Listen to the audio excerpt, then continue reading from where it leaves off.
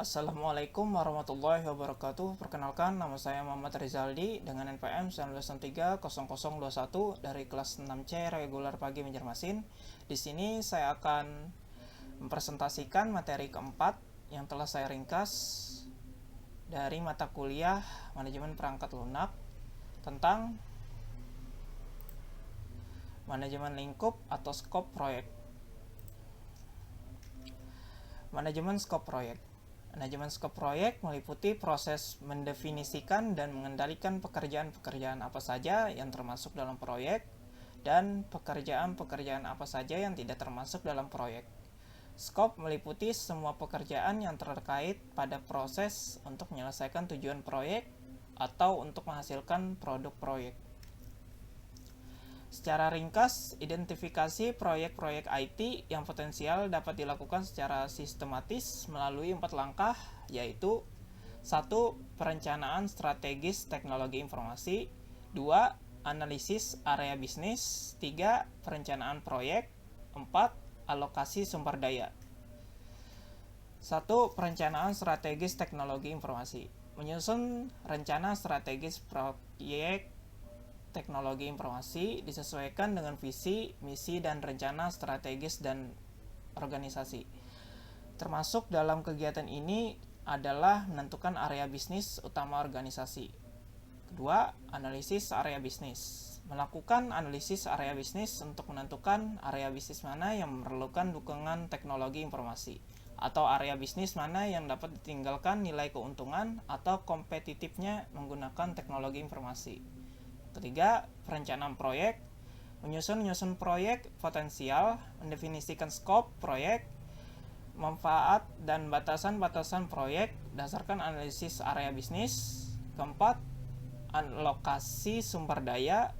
Memilih proyek IT dan memetakan alokasi sumber daya yang dibutuhkan untuk melaksanakan proyek. Metode seleksi proyek. Terdapat beberapa metode yang dapat digunakan untuk menyeleksi proyek antara lain 1. Fokus pada kebutuhan organisasi. Yang kedua, kategorisasi proyek teknologi informasi. Yang ketiga, pengukuran proyek berdasarkan analisis nilai investasi proyek. Yang keempat, menggunakan model skor terbobot atau weighted scoring model.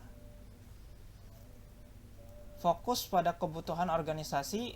Pada kebutuhan organisasi memiliki 3 kriteria penting, yaitu yang pertama, kriteria pemilihan proyek berdasarkan pertimbangan kebutuhan organisasi, yaitu kebutuhan atau need. Yang kedua, pembiayaan atau funding, yaitu kriteria pemilihan proyek berdasarkan kemampuan pendanaan atau pembiayaan proyek.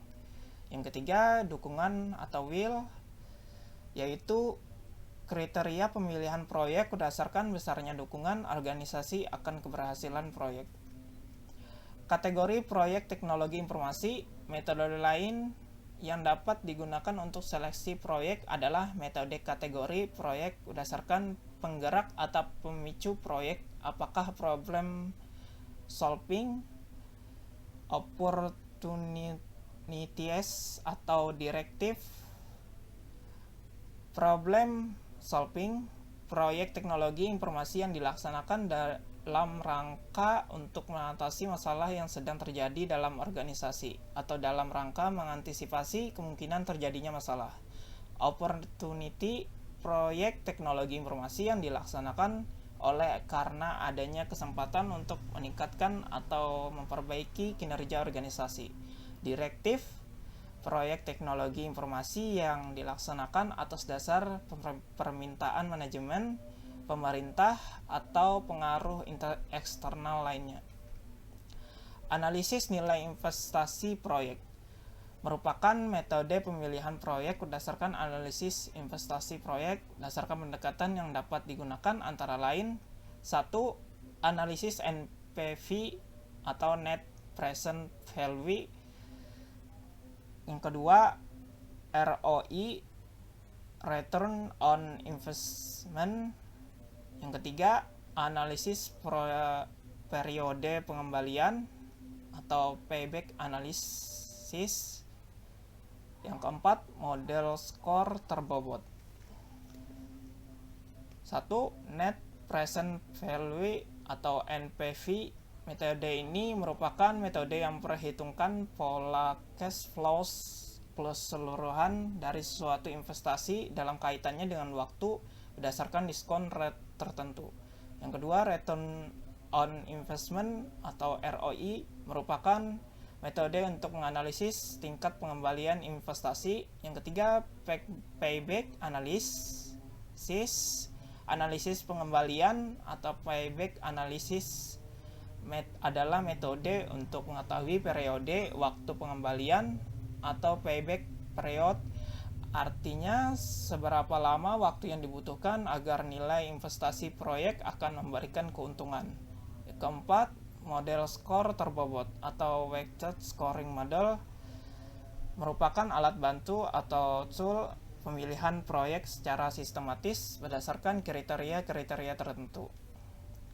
Beberapa kriteria untuk nilai kelayakan proyek antara lain yaitu dukungan pada sasaran bisnis utama, kemudian kekuatan sponsor internal, kekuatan dukungan customer, tingkat penggunaan teknologi, dapat diimplementasikan dalam 1 tahun atau kurang, nilai NPV positif, tingkat resiko yang rendah, atau waktu, biaya, scope.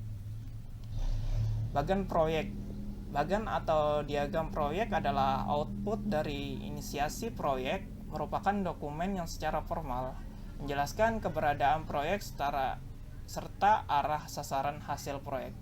Minimal berisikan titel atau judul proyek dan tanggal otorisasi, nama manajer proyek dan kontak informasi, statement scope proyek secara jelas, ringkasan pendekatan yang digunakan untuk mengelola proyek, susunan personalia proyek dan job deskripsi, tanda tangan persetujuan seluruh stakeholder utama proyek, dan terakhir komentar atau catatan penting.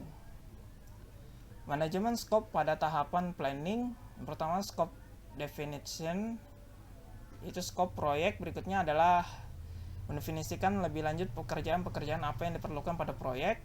Scope planning merupakan proses untuk menyusun dokumen sebagai dasar penilaian proyek yang akan dilaksanakan. Yang tiga, pertanyaan scope atau scope statement, yaitu pertanyaan scope adalah dokumen yang digunakan untuk mengembangkan dan menjelaskan tentang pemahaman tentang scope proyek.